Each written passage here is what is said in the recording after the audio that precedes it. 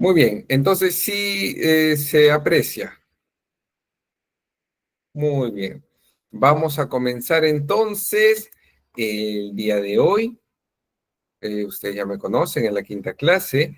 Y el tema número 5 es administración de medicamentos. Muy bien. Entonces, primero, como siempre, vamos a comenzar con los conceptos. ¿Qué es la vía de administración de un medicamento? Bien, la vía de administración de un medicamento es la manera en que llega a nuestro cuerpo, es decir, cómo se introduce en el organismo.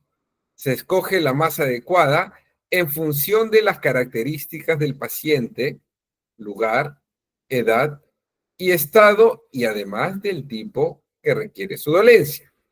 Influye también la forma farmacéutica, que es, según la Sociedad Internacional de Farmacia Hospitalaria, por sus siglas SEFH, indica la forma externa que adopta un fármaco y la que hace posible fácil y eficaz su administración. Es decir, un medicamento con un mismo principio activo que es la sustancia o la mezcla de sustancias destinadas a ejercer una acción terapéutica o diagnóstica, que lo componen, que pueden presentar varias formas terapéuticas, farmacéuticas. Por ejemplo, un mismo medicamento puede ser administrado como inyectable, en forma de comprimido o supositorio, y cada una de ellas constituye una forma farmacéutica. Y por otra parte, para cada vía de administración hay formas farmacéuticas diferentes. Aquí vamos a comenzar con la primera pregunta. ¿Qué vías de administración conoce? A ver, los leo en el chat.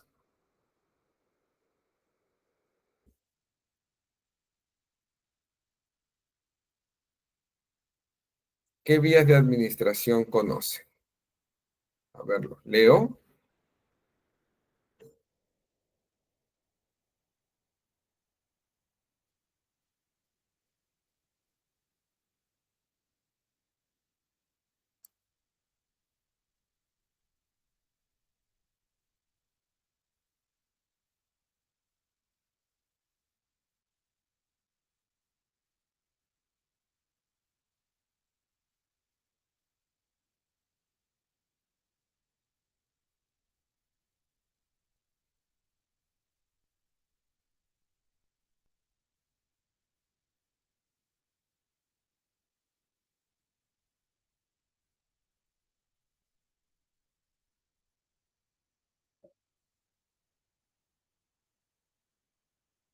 A ver, continúen respondiendo, por favor. Para mí es muy importante la participación.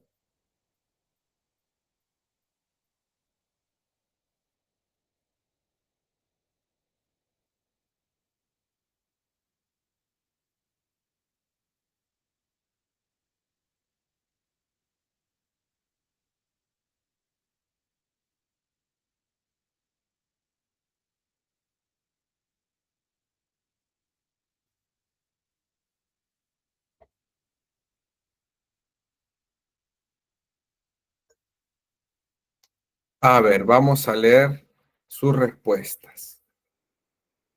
Vamos a leer, para mí es muy importante que participen. Muy importante la participación del alumno. A ver,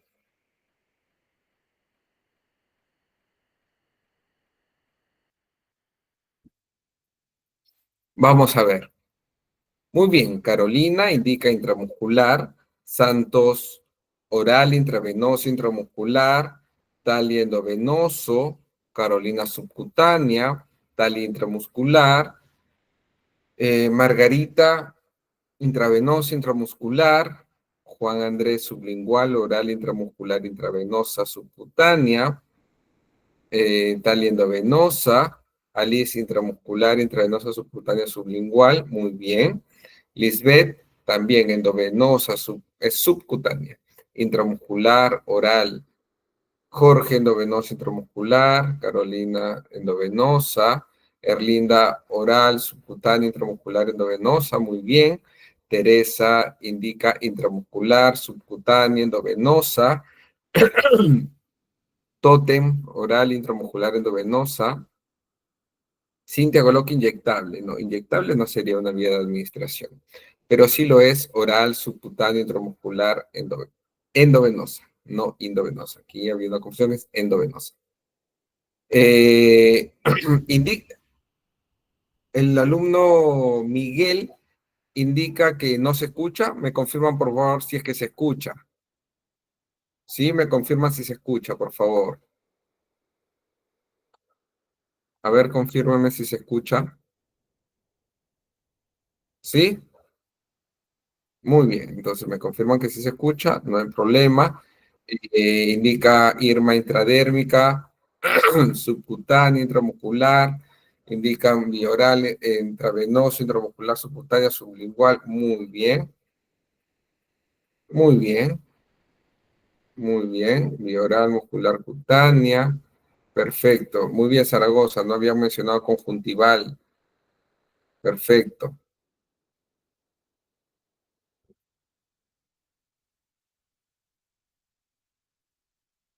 Muy bien.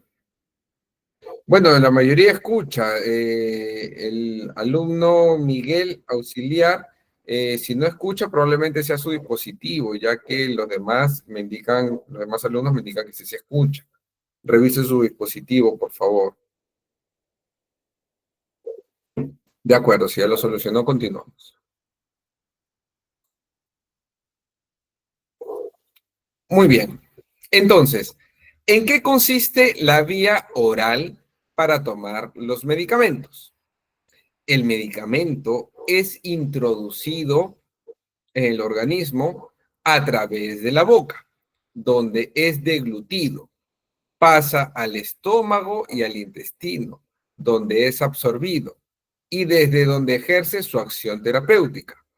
Es la vía más frecuente, pues cuenta con la ventaja de ser segura y poco costosa, además de no provocar dolor y permitir al paciente tomar la medicación por sí mismo. En caso de intoxicación, permite su eliminación del organismo mediante lavado gástrico o bien por inducción del vómito. En general, los fármacos que se administran por esta vía suelen ser muy estables, lo que ofrece ventajas para su transporte y almacenamiento. Entre sus desventajas se halla que no es apta. A ver, aquí antes de continuar, les voy a preguntar, ¿cuáles son ustedes, cuáles creen ustedes que son las contraindicaciones en el caso de la vía oral? A ver, los leo.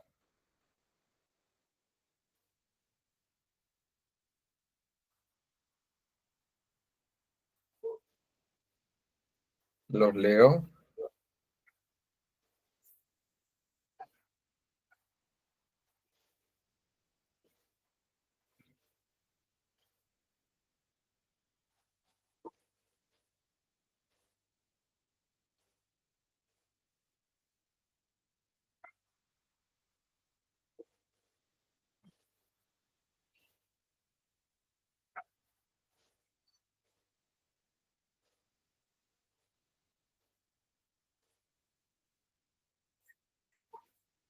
Sí, las contraindicaciones, ¿en qué caso no se les receta un medicamento por vía oral? ¿Le están respondiendo muy bien? Sigan respondiendo, por favor.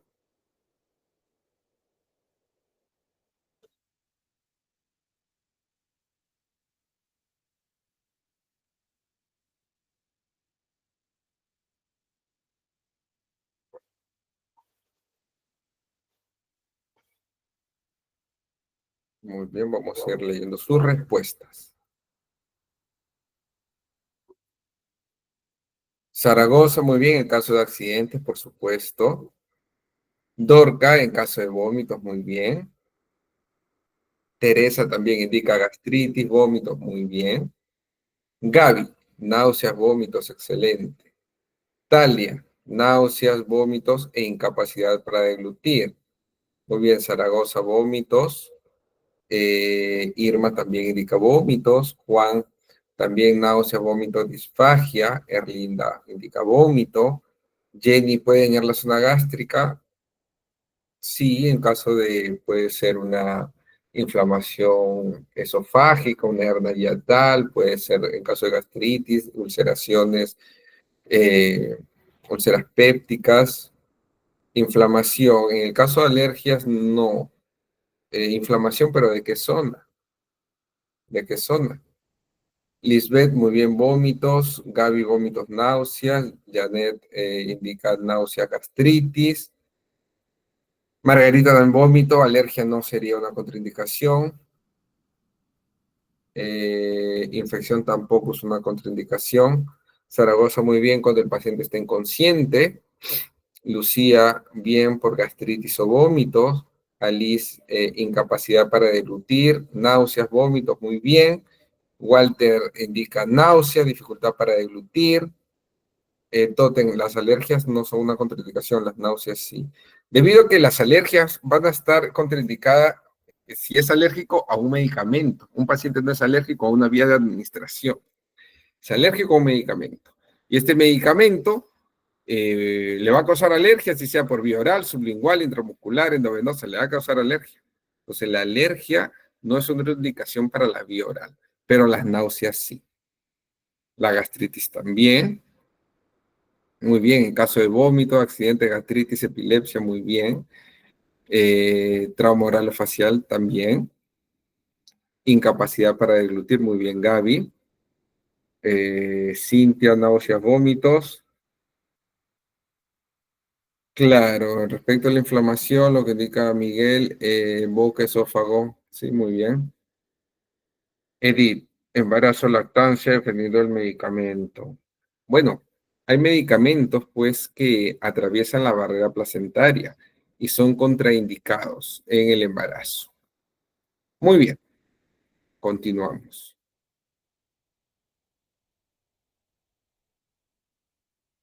Entonces, entre sus desventajas se halla que no es apta para personas con problemas para deglutir, pacientes que presentan vómitos, que tengan dañado el tubo digestivo o que se encuentren inconscientes.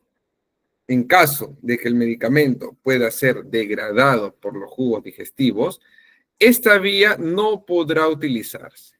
Por otra parte, el tiempo desde su ingesta hasta el inicio del efecto puede ser algo prolongado, por lo que no será muy útil en caso de que se precise un inicio de acción rápido por un problema urgente. Además, su sabor puede ser desagradable. Por otra parte, existen fármacos que pueden irritar el tracto digestivo, como lo son, por ejemplo, el ácido acetilsalicílico, que es la aspirina, y muchos otros antiinflamatorios no esteroideos. Muy bien. Entonces, acá indica, pues, que cuando es el caso de una emergencia, se necesita una acción rápida y la vía oral demora. ¿Ustedes saben aproximadamente cuánto demora un medicamento por vía oral en hacer efecto? A ver, los leo.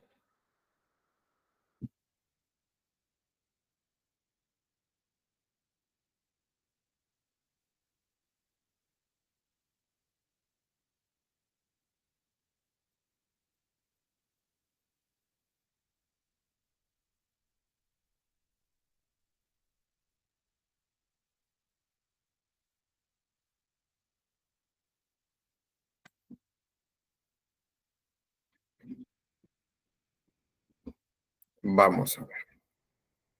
Vamos a revisar sus respuestas. Muy bien, Santos de 30 a 40 minutos. Talia también 30 minutos. Alice, muy bien, 30 minutos. Adein también media hora. Walter 30 minutos. Gaby 30 minutos. Dorca 30 minutos. Sí, el tiempo aproximado es de 30 a 40 minutos. Muy bien, Luis. ¿Y por qué toma ese tiempo? ¿Saben ustedes? A ver, ¿por qué toma ese tiempo? ¿Por qué no es más? ¿Por qué no es menos?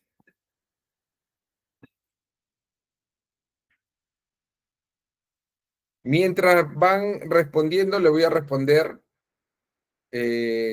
a Miguel.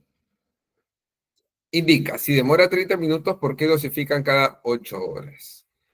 Muy bien, se dosifica cada 8 horas porque eso es el tiempo de vida media de un medicamento en sangre, que es aproximadamente, según el caso, puede ser 6 horas, puede ser 8 horas, 12 o 24 horas. Eso es el tiempo de vida media. Esa es otra cosa.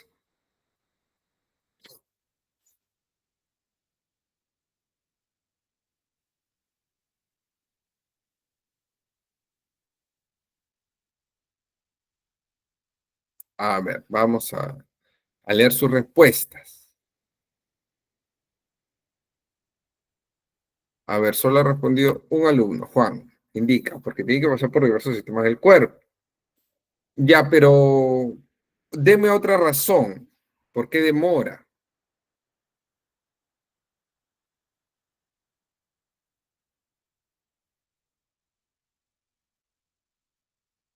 A ver, Talia, muy bien. Efecto debido a tiempo que tarda en ser absorbido en el tracto gastrointestinal. Y hay un fenómeno que se están olvidando. ¿Cuál es ese fenómeno?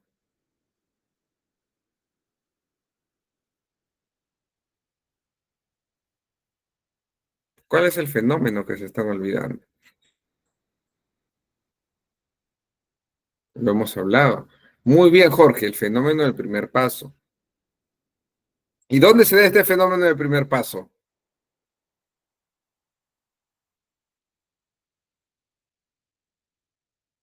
Muy bien, Jorge, Janet, Karen, muy bien, en el hígado. Entonces, este fenómeno del primer paso toma su tiempo hasta que llegue a sangre. Entonces, el tiempo aproximado es de 30 a 40 minutos. Entonces, si necesitamos una acción urgente, pues la vía oral no es la elección. ¿Ya? Para tenerlo en cuenta.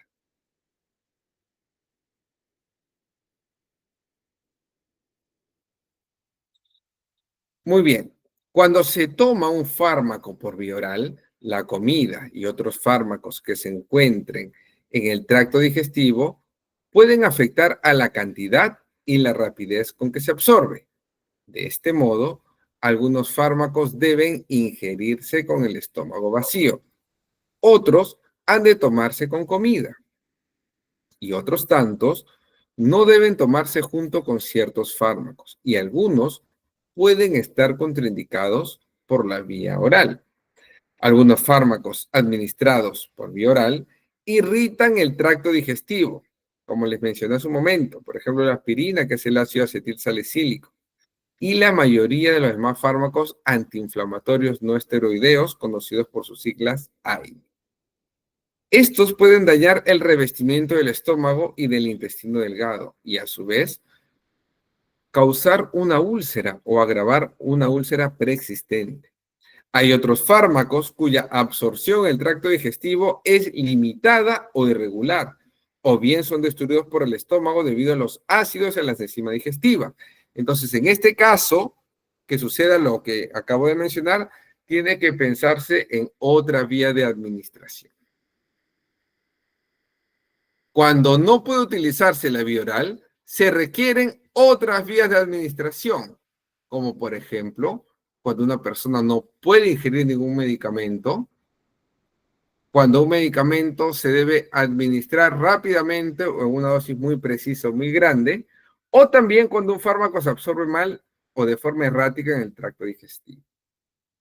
Aquí les voy a hacer una pregunta que alguno de ustedes debe conocer. Aquí se indica cuando una persona no puede ingerir nada. No sé si ustedes alguna vez han estado en emergencia o algún familiar y cuando llegan al hospital les hacen una prueba, les hacen tomar una tacita de manzanilla para ver si es que pueden, o sea, si el organismo soporta, ¿no? Que puedan tomar esta manzanilla. ¿Saben ustedes cómo se llama esa prueba? Y también es para verificar si se le puede dar un medicamento por vía oral. ¿Saben cómo se llama esa prueba?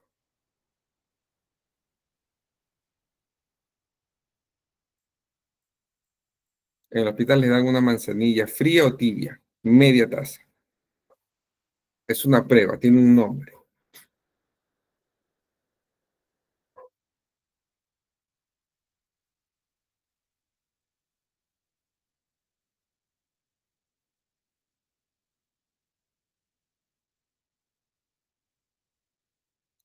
Muy bien. Si no la conocen, se llama prueba de tolerancia. Cuando una persona va a un establecimiento de salud por emergencia, siempre le van a dar una manzanilla para determinar si es que el paciente tolera. Entonces, cuando el paciente es una tolerancia negativa, el paciente va a vomitarla o no va a terminar toda esa media tacita de manzanilla sin azúcar. Pero si el paciente la puede pasar con normalidad, entonces es una tolerancia positiva. Quiere decir que el paciente puede recibir el medicamento por vía oral. Y si la tolerancia es negativa, pues ya se piensa en la vía endovenosa. También esta prueba de tolerancia se da cuando el paciente, por ejemplo, tiene una gastroenterocolitis, el paciente está con el estómago suelto, ¿no? Tiene diarrea y está con vómitos. Entonces se hace esta prueba de tolerancia también. Justamente por lo que mencionábamos hace un momento, cuando el paciente presenta vómitos, no se administra vía oral, pero previa prueba de tolerancia. Porque puede ser que el paciente haya vomitado 2, 3 veces, pero toma un medicamento y no vomita más. Para ellos la prueba de tolerancia es muy importante. Muy bien, Cintia. Prueba de tolerancia.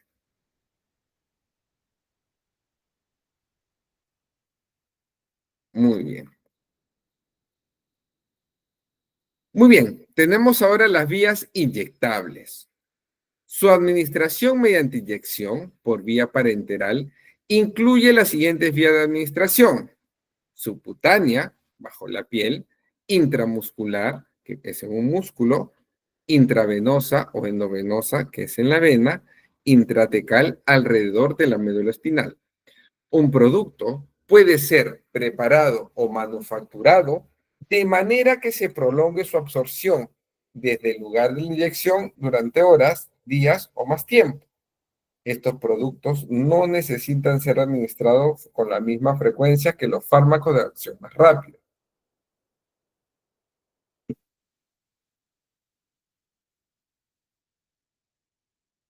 Aquí les voy a hacer una pregunta o un par de preguntas. ¿Recuerdan ustedes la vía intramuscular? ¿Cuál era la angulación al momento de colocar la ampolla?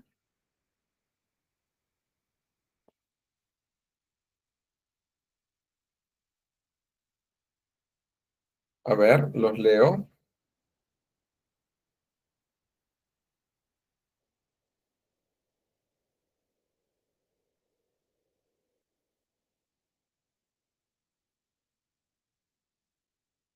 Muy bien, todos indican 90 grados. Perfecto. ¿Recuerdan ustedes qué porción de la aguja se introduce?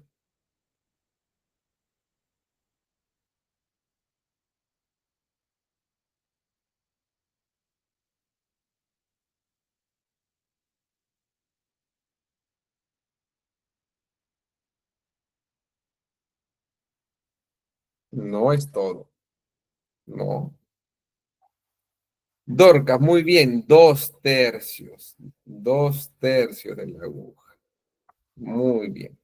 Por porcentaje, ¿no? Es 2 tercios. Muy bien. ¿Y por qué no se introduce todo? ¿Recuerdan ustedes?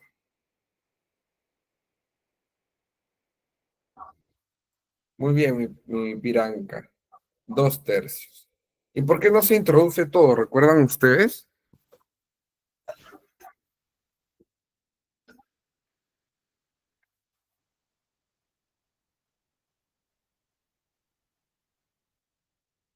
¿Recuerdan por qué no se introduce toda la aguja? Eh, no, no es esa la respuesta, Santos. Ana, muy bien. No es que se rompa. O sea, la respuesta sería que hay más probabilidad de fractura de la aguja. Ahora que están hablando pues de las lesiones, ahora que están hablando de las lesiones del nervio ciático, ¿cuál era el cuadrante para colocar la ampolla? ¿En qué cuadrante?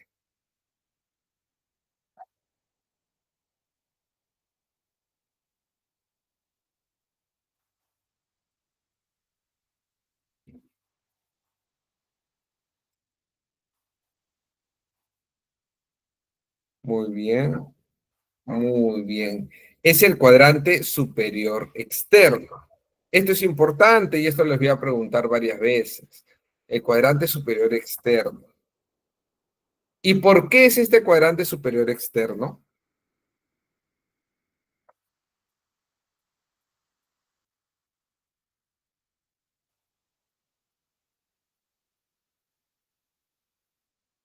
¿Por qué se emplea este cuadrante y no otro?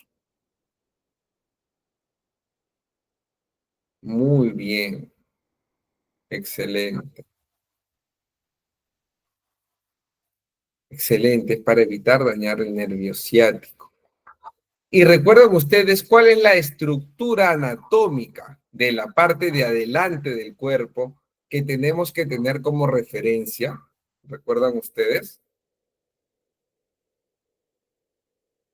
cuál es la estructura anatómica que tenemos que palpar? Muy bien, mi Piranca, Irma, Denise, Ana, Walter, Santos. Muy bien. En la cresta ilíaca anterosuperior. Excelente, excelente. Están muy atentos. En la cresta ilíaca. Muy bien. Y recuerdan ustedes que les comenté qué sucedería en el caso que el paciente sea alérgico al medicamento que le acaba de administrar. ¿Qué harían en ese momento?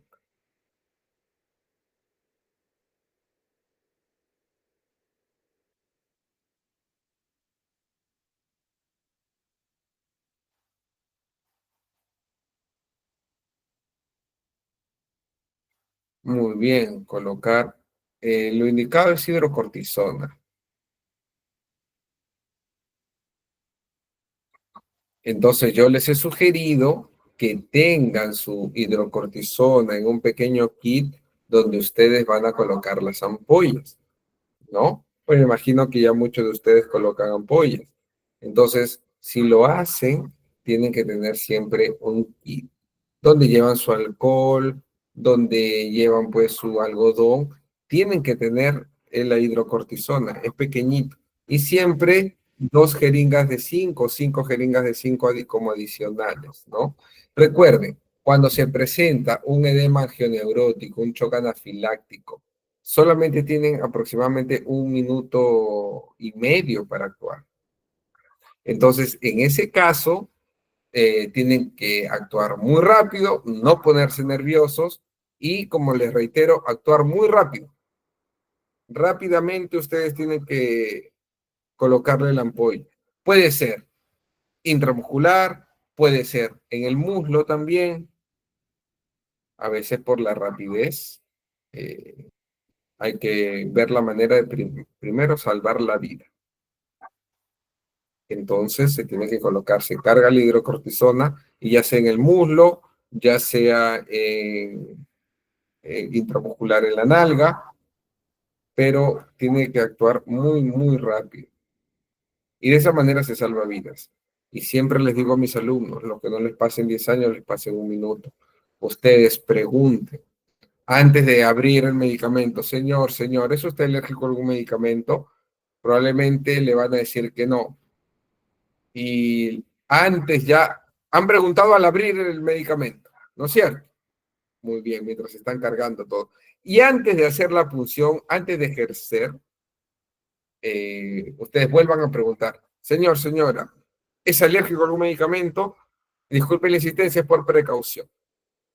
Entonces, si le vuelven a decir, no, mire, no soy alérgico, entonces ustedes proceden con normalidad. Pero si el paciente duda, entonces ustedes le van a preguntar. Por ejemplo, si ustedes le están colocando a están colocando penicilina. Y el paciente dice, uy, no sé si soy alérgico. ¿Qué hace en ese momento o cuál sería la repregunta? Eso es algo muy común. Repito, si ustedes le preguntan al paciente, ¿es alérgico a la penicilina? Él dice, uy, no sé, no recuerdo.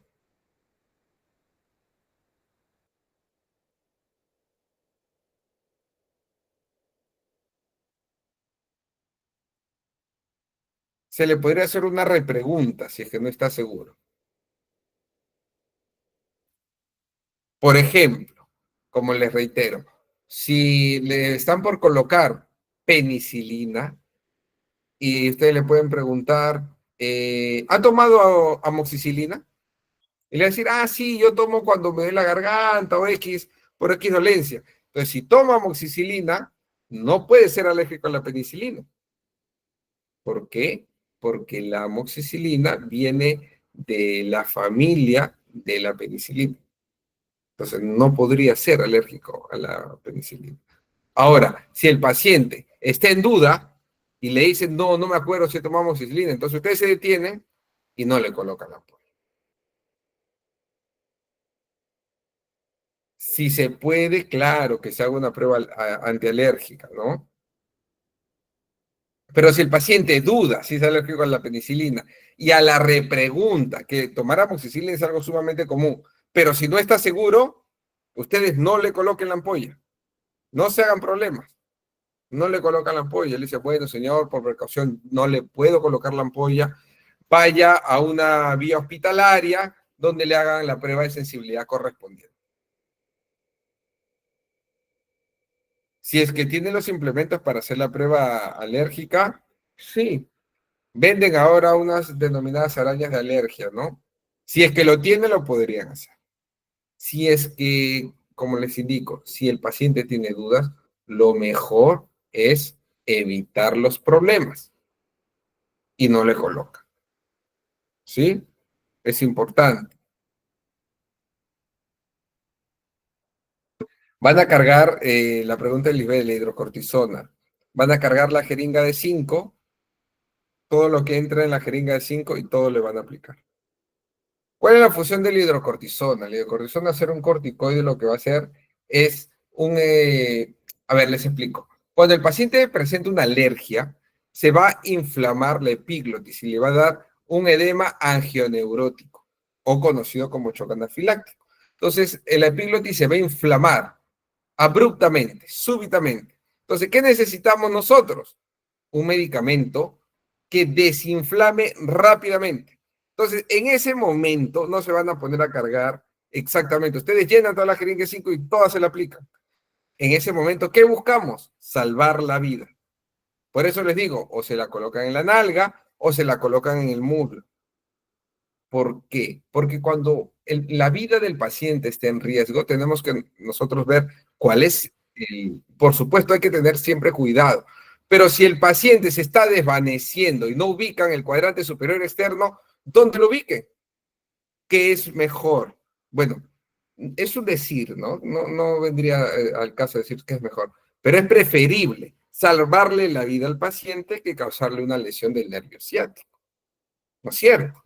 El paciente va a seguir vivo, tendrá que ir a terapia, pero se le salvó la vida, ¿no? Porque una cosa es decir, sí, bueno, le voy a ubicar el cuadrante superior externo, el paciente se va a estar ahogando, se va a estar desvaneciendo. Y si ustedes están solos con el paciente, va a ser sumamente difícil que le puedan colocar en el cuadrante superior externo. Sumamente difícil, porque el paciente se va a estar desvaneciendo. Entonces, en ese caso, hay que colocar donde se pueda. Lo importante es salvarle la vida. Por eso también se indica en el muslo. ¿Por qué? Porque hay menos riesgo en el muslo, menos riesgo de dañar, no hay riesgo del nervio ciático, el nervio ciático pasa por detrás. Entonces el paciente se está desvaneciendo, se le baja el pantalón y se le coloca en el muslo. Tampoco, como les digo, van a tener tiempo de medir exactamente. Tienen toda la jeringa de 5 y se lo aplican y ya está. Y a los segundos, en los segundos el paciente se va a sentir mejor. Claro, como indicador, Dorcas. El tercio intermedio del muslo delantero es fácil y seguro. Sí, ahí lo colocan en el muslo. Es lo más rápido, es lo más sencillo. más rápido que en la nalga. Pero a veces una cosa es decirlo, una cosa es decirlo ahorita mientras todos estamos sentados. Otra cosa es que te pase. En ese momento, pues, como hay 1 minuto y medio para actuar, lo que se tiene que buscar siempre es salvarle la vida al paciente. ¿Sí? Entonces, ténganlo en cuenta. La recomendación que les hago, lleven siempre su hidrocortisona. Y repito, lo que no pase en 10 años, les pase en 1 minuto. Hay personas muy experimentadas, enfermeros, enfermeras que colocan ampollas todo el tiempo, años de años, y les pasa un caso de alergia. Es por eso que hoy en día, no sé si ustedes han ido al Hospital de la Solidaridad, por ejemplo. Cuando ustedes van, pagan su cuota de inyectable y van al área de tópico. Les hacen llenar 2 documentos. Uno es el consentimiento informado indicando que no es alérgico y el otro es el consentimiento en el cual ustedes indican que este medicamento le ha recetado el médico y tienen que tener su receta. Sin receta no se les aplica. Entonces, ¿por qué lo hacen? ¿Por qué creen ustedes que el Hospital de la Solidaridad ahora les hace llenar ese documento? ¿Por qué creen?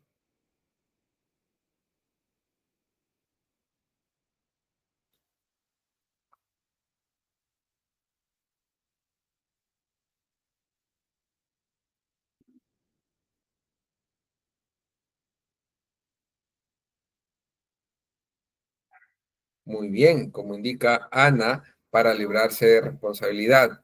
Como indica Santos, no se hace responsable. Muy bien, mi piranca, no evita responsabilidad.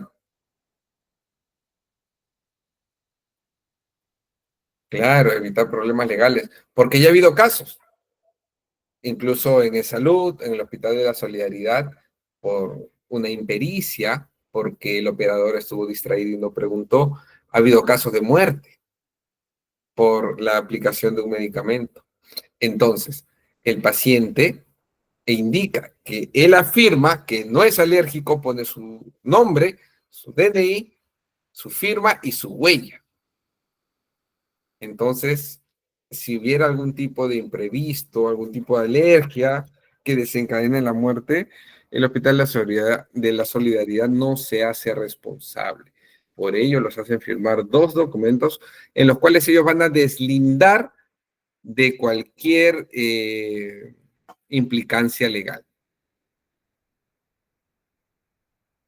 Entonces, ustedes no les van a hacer llenar un formulario, carecería de validez, pero ustedes se pueden proteger preguntando, repreguntando y teniendo su hidrocortisona.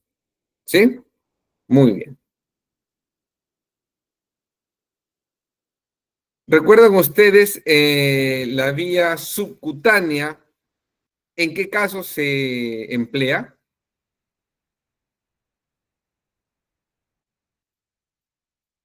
¿En qué casos empleamos la vía subcutánea?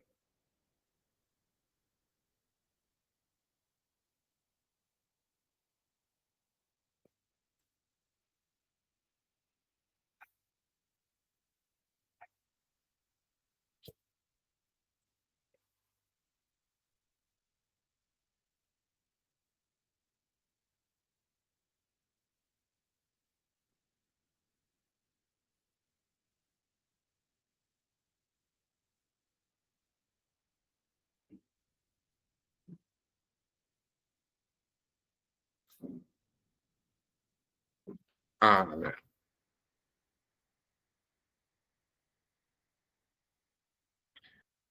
muy bien. Dorcas, Teresa, Dorca, Walter, muy bien, vacuna. Teresa, insulina. Ana, Irma, Denise, muy bien, muy bien. La insulina, ¿no? Muy bien. También las vacunas. Dorca, insulina. Santos, vacuna, al igual que Lucía. Gaby, insulina, muy bien. Muy bien. Bien. Edith, también insulina. ¿Recuerdan ustedes cuál es la angulación de la vía subcutánea?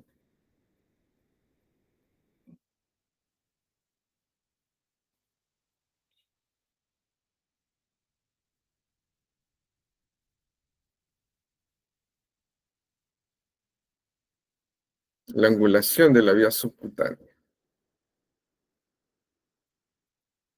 Muy bien. Todos están respondiendo muy bien. 45 grados. Excelente. Excelente. Todos están muy atentos.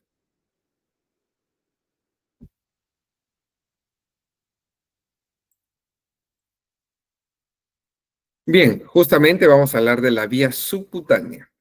Para la administración por vía subcutánea, se inserta una aguja en el tejido adiposo, que viene a ser el tejido graso, que se encuentra justo bajo la piel.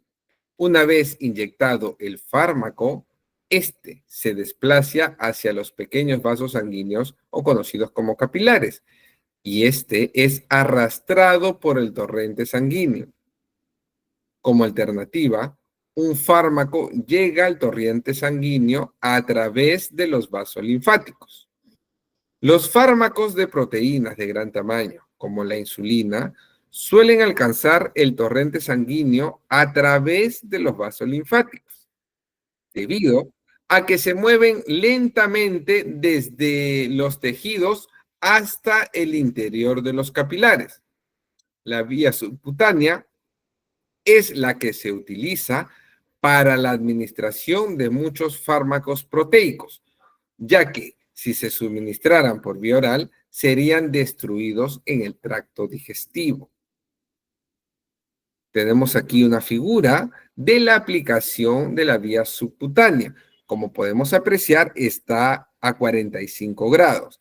Y podemos apreciar en la imagen la epidermis, luego viene la dermis, y luego viene el tejido celular subcutáneo. Es ahí donde se va a depositar el medicamento y va a ser absorbido por los ganglios linfáticos. Muy bien. Y bajo el tejido celular subcutáneo se encuentra el músculo para la vía de administración intramuscular. Entonces, la vía subcutánea se va a depositar en el tejido celular subcutáneo. Por ello, la angulación es a 45 grados. Tenemos ahora la mencionada vía intramuscular.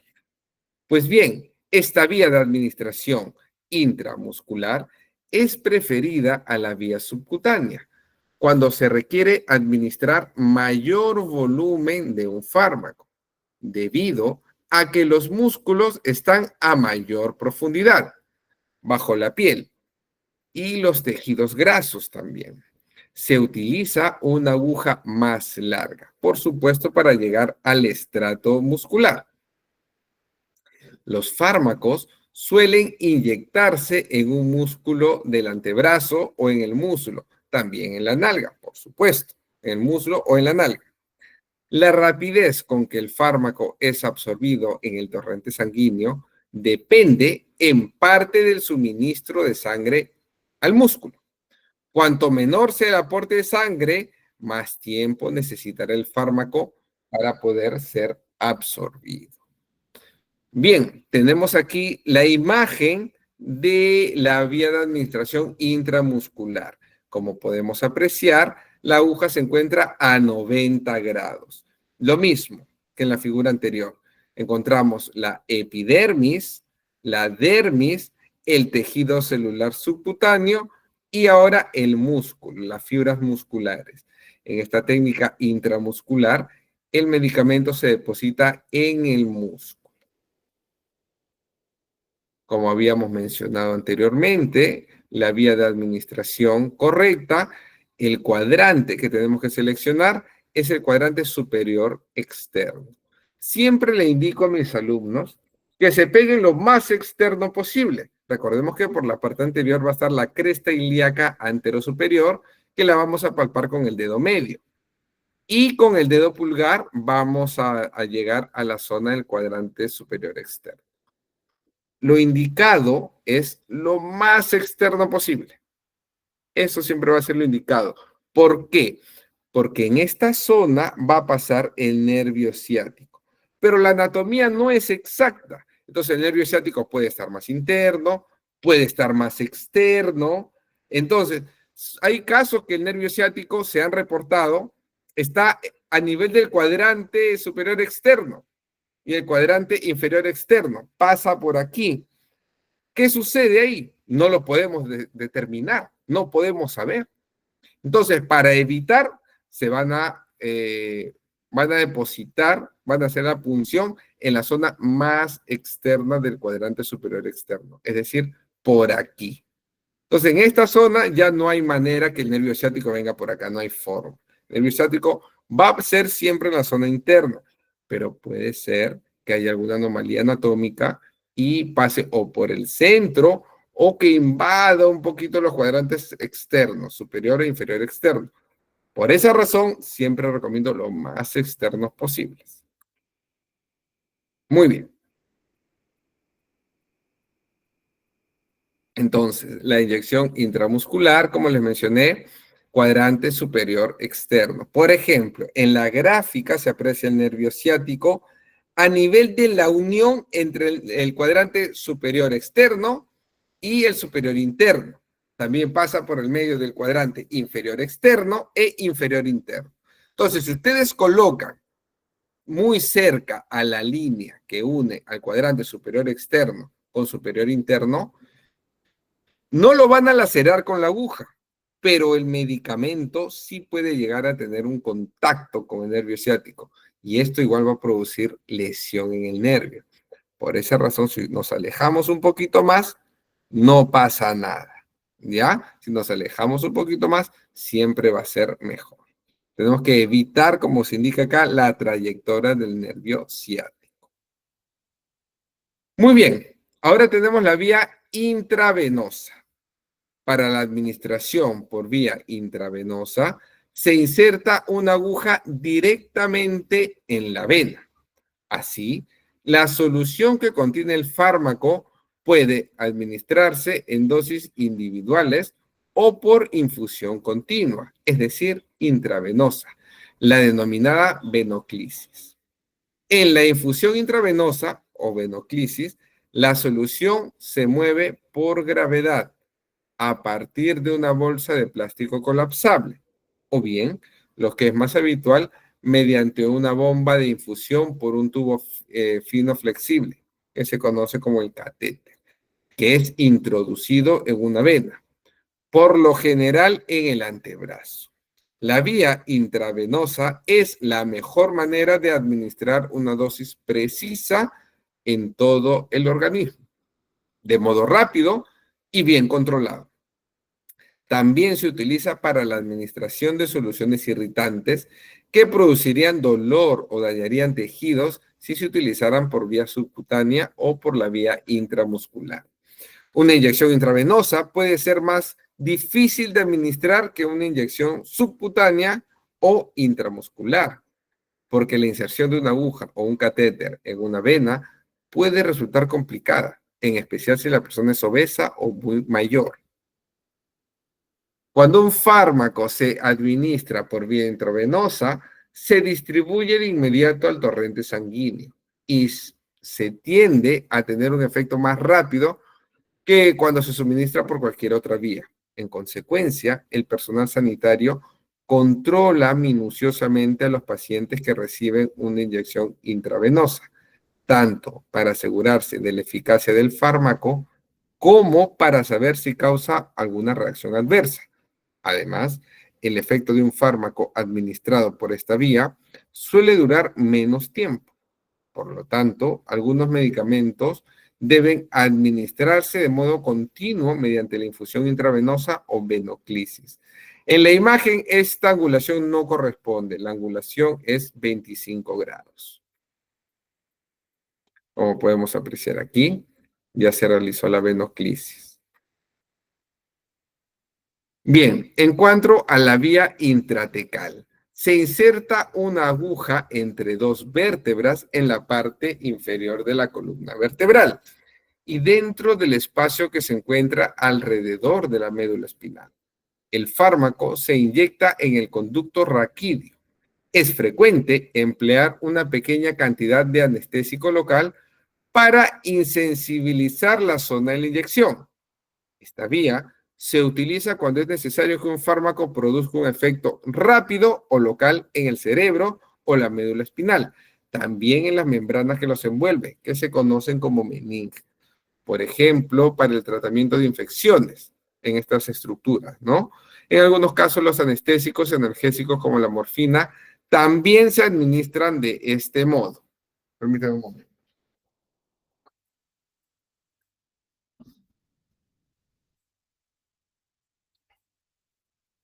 Muy bien. Entonces tenemos la vía sublingual y oral.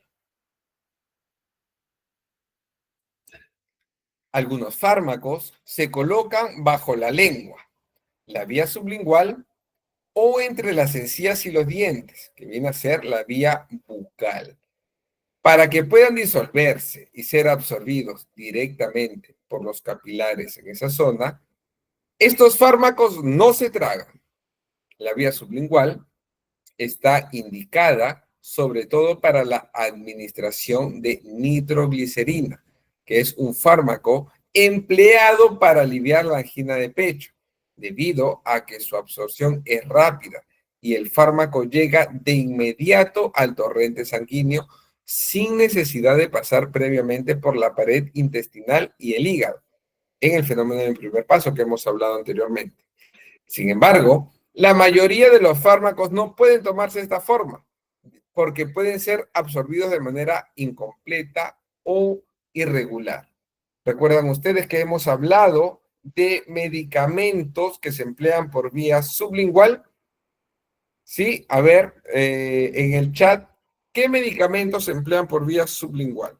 ¿Los leo?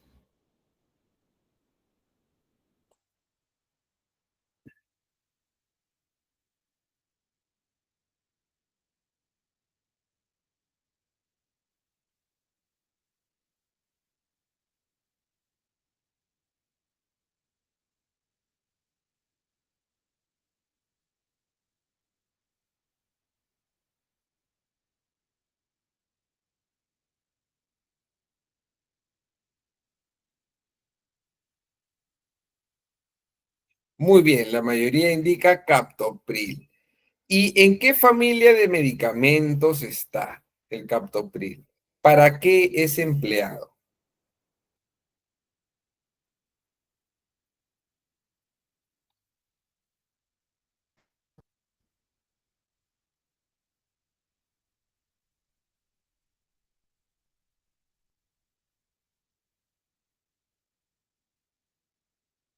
Muy bien. Son antihipertensivos, es el término adecuado. Antihipertensivo. Ahora les pregunto a ustedes, ¿cuáles son los rangos normales de la presión arterial en un adulto?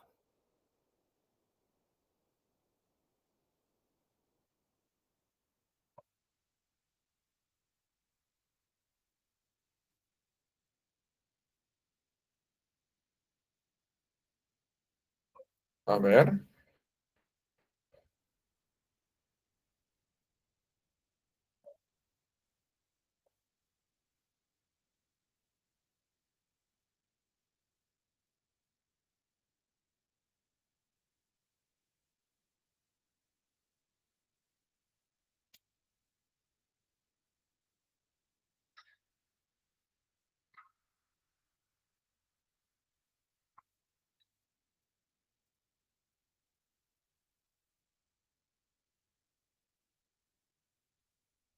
Ya. Es al revés. No es 120, 80, 80 y 120. ¿Saben ustedes los nombres por qué se denomina 80 y 120? ¿Saben por qué? ¿Cuáles son sus nombres?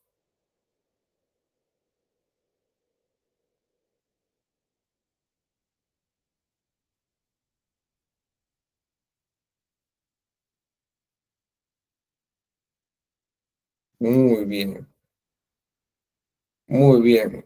Piranca, Teresa, Walter. Muy bien. Sístole y diástole, sístole y diástole, sistólica y diastólica. Muy bien. Entonces, los rangos adecuados son de 80 a 120, ¿no? Entonces, 120, 80. y tenemos que preocuparnos cuando sube demasiado. Si ustedes tienen en casa un paciente o un familiar hipertenso, es aconsejable que se mida la presión constantemente. Y si el paciente o su familiar está medicado, puede ser que una impresión, puede ser que un colerón, porque también hay un repentino aumento de la presión arterial de manera súbita, emocional. Entonces, si se eleva la presión demasiado y a pesar que ha tomado su medicación, es importante que le puedan suministrar el captopril. Es muy importante, al ser por vía sublingual, la acción es aproximadamente 4 o 5 minutos. Es rapidísimo y los pacientes se van a sentir muy bien. Se van a sentir aliviados porque van a empezar a sentir un pitido que se conoce como tinnitus, van a empezar a sentirse mareados, con mucho calor. Entonces, siempre si su familiar es hipertenso, procuren tener captopril en casa. ¿Sí? Muy bien.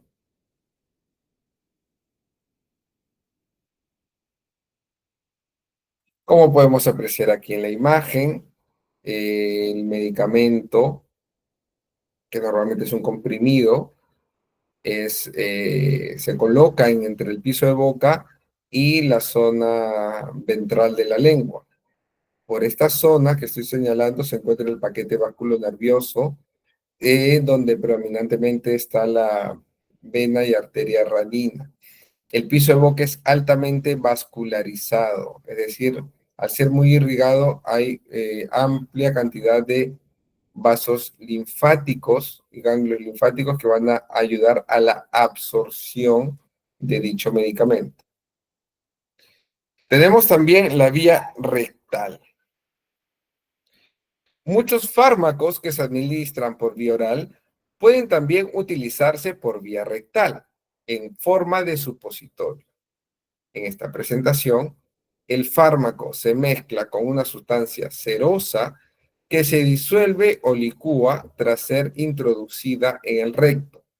La absorción del fármaco es rápida gracias al revestimiento delgado del recto y al abundante riego sanguíneo.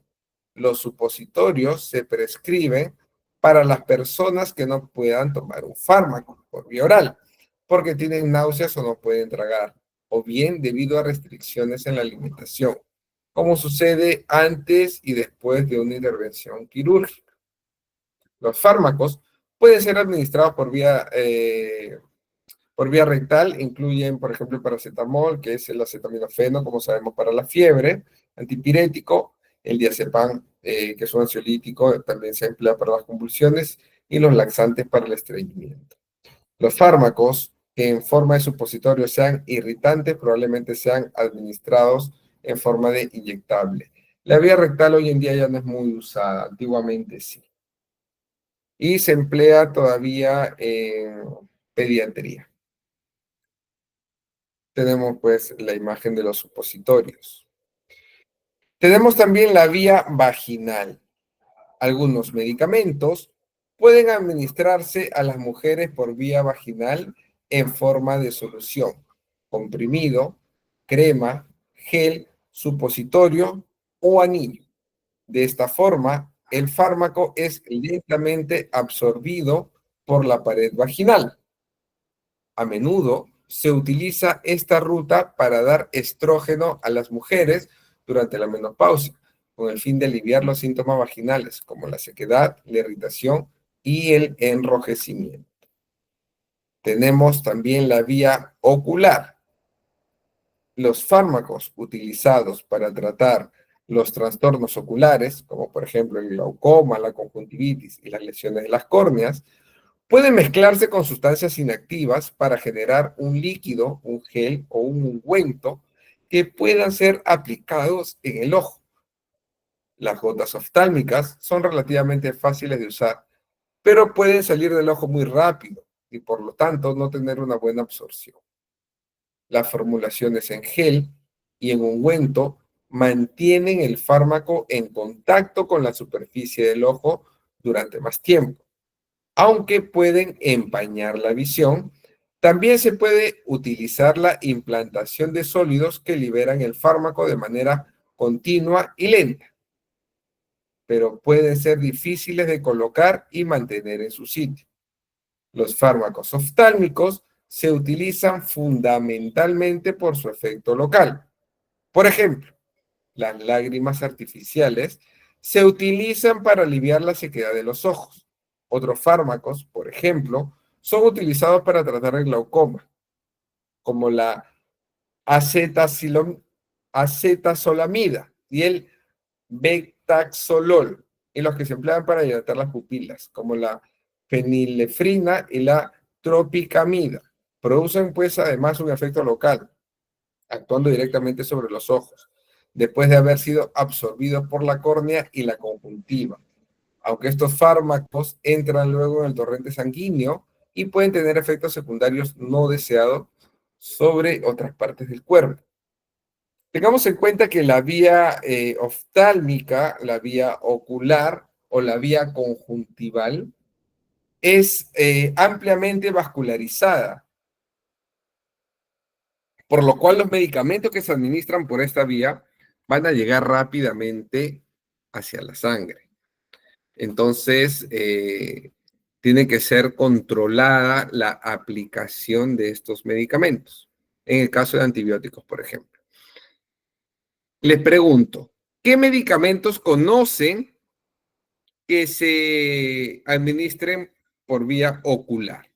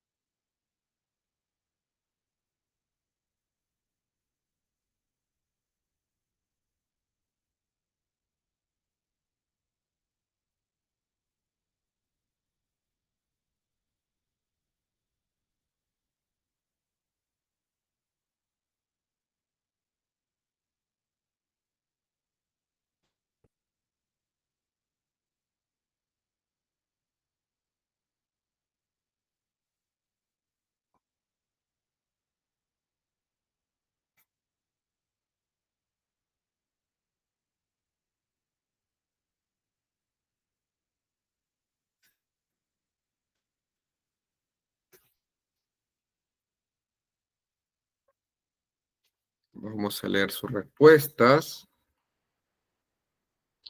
Janet indica colirio. Sofía, gentamicina. Muy bien. Juan, cloranfenicol. Alice, floril. Santos, colirio, al igual que mi piranca. Jenny, terramicina. Dorca, lágrimas artificiales, colirio. Erlinda, colirio, floril, gentamicina. Dorcas, ciprofloxacino, hexametasona. Den, colirio. Lucía, colirio. Gaby, colirio. Denise, floril. Teresa, colirio, ciprofloxacino, tetraciclina. Kelly, floril. Walter, gentamicina, ciprofloxacino, hexametasona en gotas. Zaragoza, floril, gentamicina, fregin. Jenny, gotas humectantes. Lisbeth, gotas oftálmicas. Gaby, terramicina. Ana, ciprofloxacino, gentamicina. Gaby, gentamicina. Jenny, muy bien, ciprofloxacina, tropina. Juana, lágrimas artificiales, gentamicina. Luis, lágrimas artificiales. Irma, dorzolamida, atropina. Muy bien. Entonces, como les mencioné hace dos clases, el más empleado son dos. Los más empleados, las lágrimas artificiales y el colirio. El colirio es un vasoconstrictor ocular.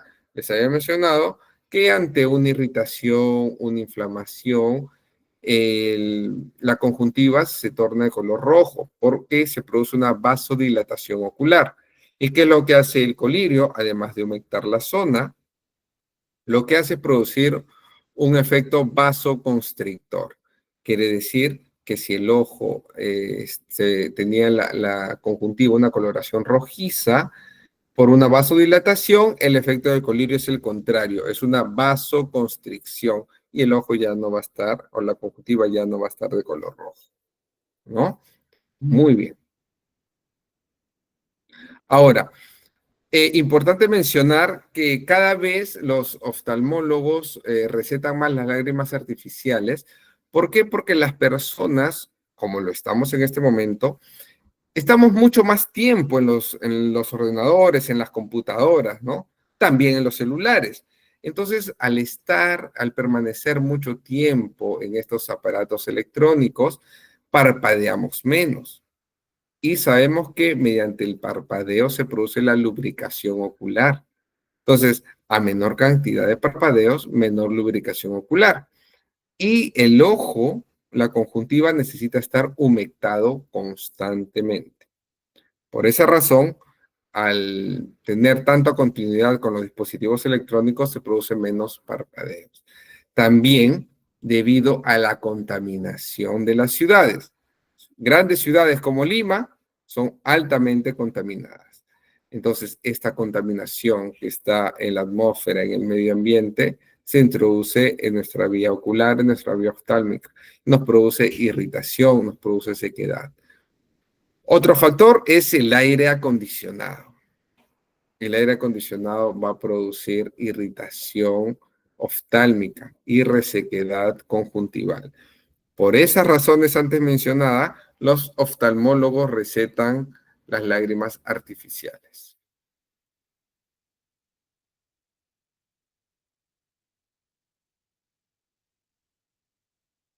Muy bien, aquí en la imagen podemos apreciar de una persona que va a colocarse las lágrimas artificiales. Tenemos ahora la vía óptica.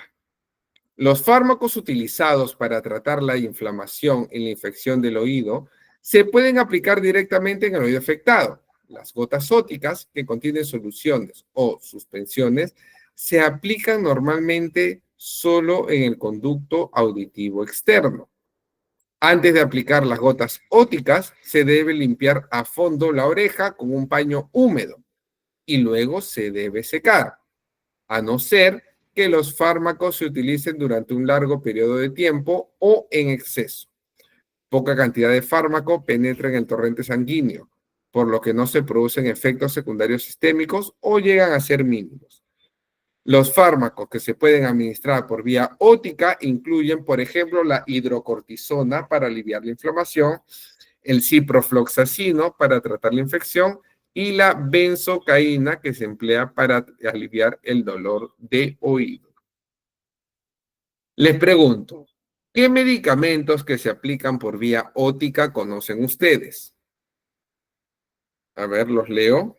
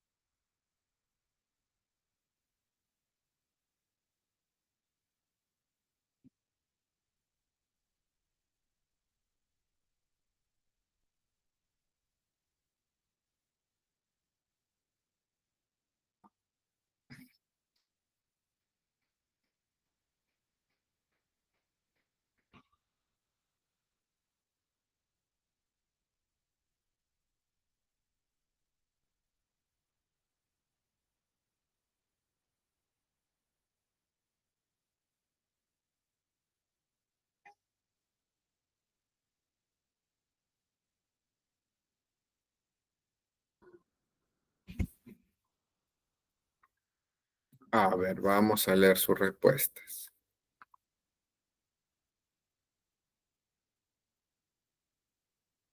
Teresa indica otosambón, Juana oticún, Sebastián otosambón, al igual que mipiranca.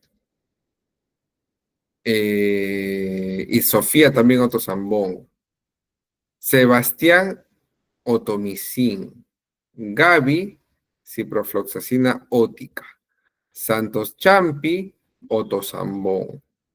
Zaragoza, otidol.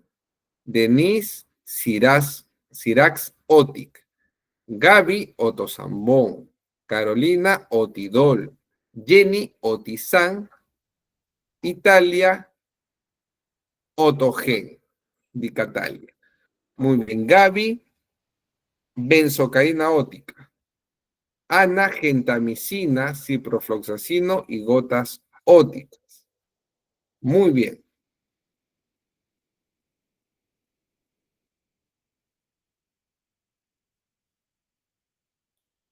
Aquí en la imagen podemos ver una representación de una persona colocándose algún medicamento que se administra por vía ótica. Tenemos la vía nasal. En caso de que un medicamento deba ser inhalado y absorbido por la membrana, que es bastante delgada, de la mucosa que reviste los conductos nasales, es necesario transformarlo en diminutas gotitas suspendidas en el aire, es decir, atomizado. Una vez absorbido el fármaco, este entra en el torrente sanguíneo. Los fármacos administrados por esta vía suelen actuar rápidamente.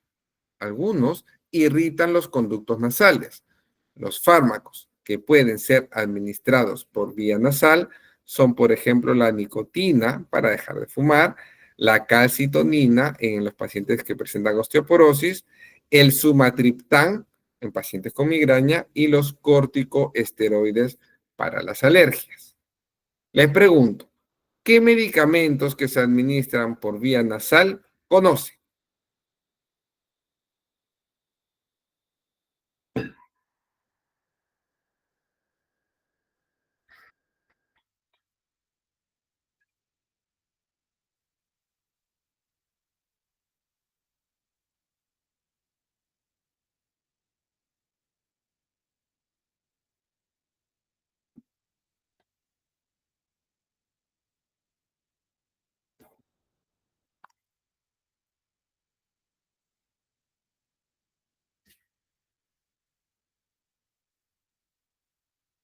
A ver, respondan por favor.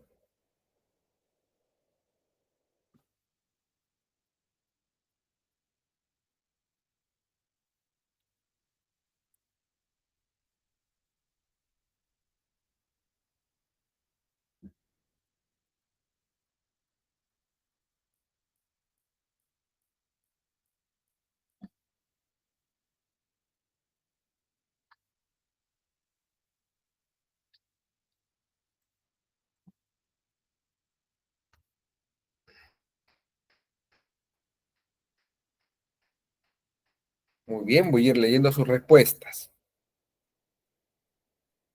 Sofía indica suero fisiológico, muy bien, para los lavados en caso de sinusitis. Talia, rinosal B. Jenny, cloruro de sodio atomizador. Salbutamol no, eso no es por vía nasal. Ali, salbutamol no es por vía nasal. Jenny, rinotan. Sebastián, rinobebé. Walter, fruticasona. Teresa, rinosal, rinotan. Muy bien. Santos, salbutamol, rinobebé. Zaragoza, Avamis. Talia, rinastel. Gaby, oximetasona en aerosol. Toten, salbutamol. Carolina, rinovebé. Mipiranca, disneumón, pernasal. Juana, suero fisiológico. Mipiranca, aerosol con solución salina. Creo que se denomina Rintal. El Rintal es aerosol con solución salina. Ana, acelastina, olopadina, oximetazolina. Gaby indica corticoides nasales. Dorcas, fenoterol. Y Cintia, Rinsol. Ahí habían mencionado una de sus compañeras el suero fisiológico. En los pacientes que presentan congestión nasal recurrente y han sido diagnosticados con sinusitis, se les hace un lavado de senos nasales y paranasales con suero fisiológico a presión. Entonces, este suero fisiológico va a ingresar a la zona donde se encuentran los senos nasales y paranasales que tienen una mucosidad y van a permitir que puedan ser eliminados. Se ingresa por una fosa y van a salir por la otra fosa nasal. Salvo que haya alguna obstrucción, como por ejemplo el caso de pólipos nasales, en el caso que tengan los cornetes hipertróficos o el tabique muy desviado. ¿Y cómo las personas se pueden dar cuenta si presentan sinusitis? Por ejemplo, cuando tienen síntomas de resfrío y en esta zona sienten pesadez. Porque cuando una persona tiene síntomas de resfrío, tiene dolor en esta zona. Pero si sienten que aquí pesa, es porque hay mucosidad en los senos frontales. Y se siente que pesa, duele la cabeza y pesa. Aquí también en los senos paranasales. Entonces se siente como una pesadez en esa zona. Entonces ahí se identifica que el paciente tiene sinusitis. Por supuesto, se tiene que tomar una radiografía cefalométrica. En la cefalometría se va a poder apreciar los senos nasales, paranasales y frontales. Y ahí se va a determinar si el paciente presenta sinusitis, tabique desviado, ¿no? Todo ello. Muy bien.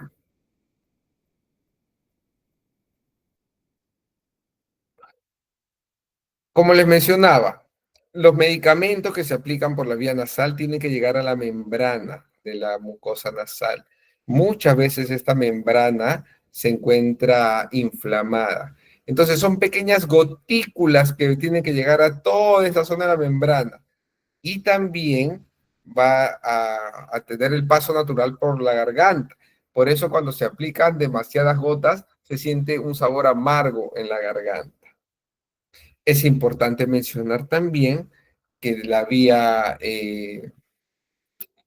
laringe con el oído medio tienen una conexión. Cuando el paciente tiene, por ejemplo, una infección de garganta, una infección sinusal, puede también tener una infección del oído medio.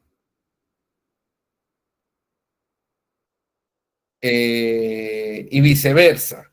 ¿Saben ustedes cómo se llama? ¿Saben ustedes cómo se llama esta unión entre el oído medio y la laringe o la garganta?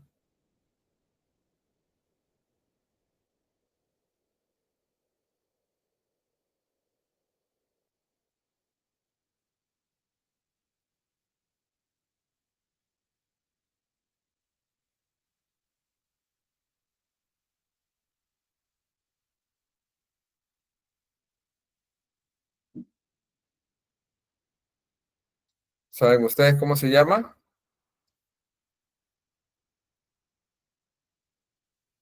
Mipiranca y Gavi. Muy bien. La trompa de Eustaquio. Como les mencionaba, por esa razón, cuando hay infecciones de garganta o de origen sinusal, suele doler el oído. Muy bien, Margarita, la trompa de Eustaquio. Muy bien, Alice. Y viceversa, cuando hay molestia en el oído medio, también puede desencadenar un dolor de garganta y una infección en esa zona. Muy bien.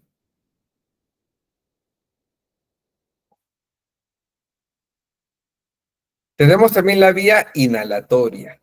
Los fármacos administrados por inhalación bucal deben ser atomizados en gotitas más pequeñas que los administrados por vía nasal, para lograr que los fármacos pasen por la tráquea y entren en los pulmones. La profundidad que alcanzará el fármaco en los pulmones dependerá del tamaño de las gotas. Las más pequeñas son las que alcanzan mayor profundidad, con lo que aumenta la cantidad del fármaco absorbido. En el interior de los pulmones son absorbidas por el torrente sanguíneo. Los pocos fármacos que se administran por esta vía, ya que la inhalación debe ser controlada cuidadosamente para asegurar que una persona recibe la cantidad justa del fármaco en un tiempo determinado. Además, puede ser necesario disponer de un equipo especializado para administrar el medicamento por esta vía. Por lo general, este método de tratamiento se utiliza para administrar fármacos que actúan específicamente sobre los pulmones. como lo son, por ejemplo, los antiasmáticos en aerosol con dosificador, los denominados aerosoles, y para la administración de los gases usados en anestesia general. Como mencioné en clases anteriores, estos medicamentos que se aplican por vía inhalatoria tienen una acción desinflamante, antiinflamatoria. ¿Por qué? Porque los sacos alveolares están con mucosidad y esta mucosidad hace que cuando ingrese el oxígeno, cuando ingrese el aire, se produzca una sibilancia, se produzca un silbido en el pecho. Por esa razón, esa sibilancia va a dificultar la respiración, por lo cual es importante los medicamentos por vía inhalatoria, ya sea en casa o en vía hospitalaria. Entonces, lo que se produce es la desinflamación rápida y efectiva de los alveolos pulmonares, de los sacos alveolares. Como podemos apreciar aquí, bueno, originalmente era una animación. La capilaridad quiere decir el diámetro de este conducto debería ser mucho más amplio. Pero cuando esta zona amarilla, que es la mucosidad, aumenta por una inflamación, la vía por donde ingresa el oxígeno disminuye. Por ello se produce la sibilancia. Entonces, cuando ingresa el medicamento que desinflama de manera rápida y efectiva los sacos alveolares y los alveolos pulmonares, esta mucosidad se tiene que ir a algún lugar. Entonces se expectora. Y por esa razón los pacientes suelen toser con bastante flema o se les induce al vómito. Los medicamentos que se van a administrar en vía hospitalaria los inducen al vómito para que los ayude a eliminar toda esa mucosidad. Justamente lo que le mencionaba, ¿no? Son las nebulizaciones que se realizan en vía hospitalaria.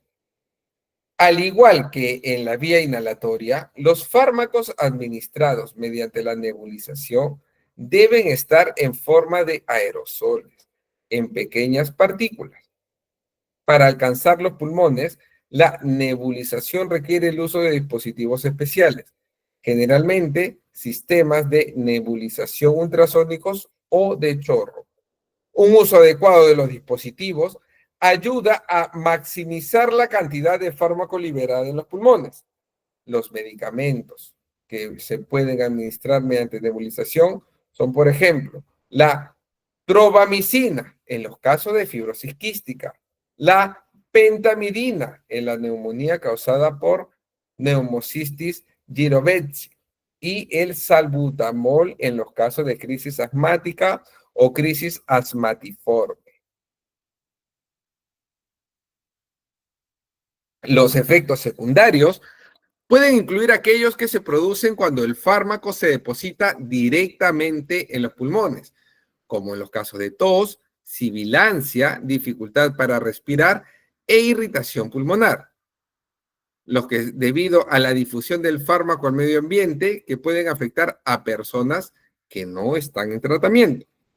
Y los producidos por la contaminación del dispositivo utilizado para la nebulización, particularmente cuando el dispositivo se vuelve a utilizar y no se ha limpiado de forma adecuada. La utilización adecuada del dispositivo ayuda a prevenir los efectos secundarios. Por supuesto, esta mascarilla antiguamente en la emergencia de los hospitales se compartía. Se desinfectaba en agua caliente. ¿Por qué? Porque no tenían los centros hospitalarios el autoclave que lo que va a hacer es producir la esterilización de los plásticos a través no solo del calor, porque el autoclave funciona con agua, sino que el autoclave lo que hace es cambiar la presión atmosférica y de esa manera se eliminan los microorganismos. Por lo cual, en los hospitales recomendaban que cada paciente se compre su mascarilla para evitar compartir y evitar los efectos secundarios o una reinfección intrahospitalaria. Tenemos también la vía cutánea. Los fármacos aplicados sobre la piel suelen emplearse por su efecto local y por ello se utilizan sobre todo para el tratamiento de trastornos cutáneos superficiales, como por ejemplo la psoriasis, el eczema, infecciones de la piel, ya sean virales, bacterianas y micóticas, también el prurito y piel seca. El fármaco se mezcla con sustancias inactivas, dependiendo de la consistencia de las sustancias inactivas. La formulación puede ser un ungüento, una crema, una loción, una solución, un polvo o un gel. La vía transdérmica. Algunos fármacos se suministran a todo el organismo a partir de un parche sobre la piel. Estos fármacos, que a veces se mezclan con una sustancia química, como por ejemplo el alcohol, que intensifica la penetración a través de la piel, pasan por la piel hacia el torrente sanguíneo sin necesidad de inyección. Con el parche, el fármaco puede suministrarse de forma paulatina y constante durante muchas horas o días, o incluso más tiempo. Como resultado, los niveles en sangre de un fármaco pueden mantenerse relativamente constantes. Los parches son en especial útiles para los fármacos que el organismo elimina con rapidez y que, por tanto, administrados en otra forma, se tendrían que tomar con mucha frecuencia. No obstante, los fármacos, no obstante, los parches pueden irritar la piel de algunas personas. Además, están limitados por la rapidez con que el fármaco puede pasar a través de la piel. Solo se administran por vía transdérmica fármacos que se utilizan en dosis diarias relativamente bajas. Ejemplos de estos fármacos son la nitroglicerina para el dolor torácico, la escopolamina para tratar los trastornos debidos al movimiento, es decir, la cinetosis, la nicotina en los pacientes para que puedan dejar de fumar, la clonidina para la hipertensión y el fentanilo para aliviar el dolor. Podemos apreciar aquí estos parches transdérmicos que en su mayoría pues se emplea como parches anticonceptivos o parches de nicotina para dejar de fumar. Muy bien, alumnos. Entonces, el día de hoy ha sido una clase bastante interactiva. Me gusta porque yo suelo preguntar, suelo realizar preguntas y me gusta que los alumnos estén atentos y contesten a todas estas preguntas. Muy bien, ha sido una clase muy interesante. Me gusta que sean muy participativos y conmigo será hasta el día de mañana. Le doy pase al coordinador. Muchas gracias. Buenas noches.